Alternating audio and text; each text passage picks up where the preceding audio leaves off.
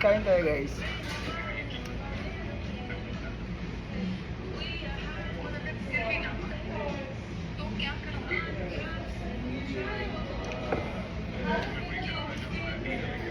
May kwento pala ako sa inyo. Alam nyo,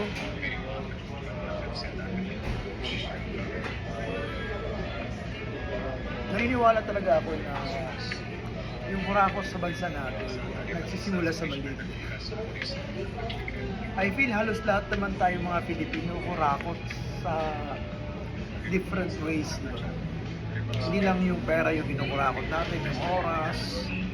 Aaminin natin sa sarili natin na kurap din tayo. Kaya yung bansa natin hindi talaga siya asinso kasi maraming mga kurakot. Anyway, dito marami din naman pero dili kayo siya kuwan. Dili kayo siya nga nakarampal.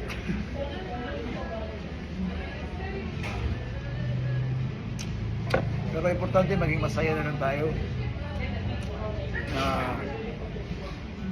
gagawin na lang natin yung tama, di ba?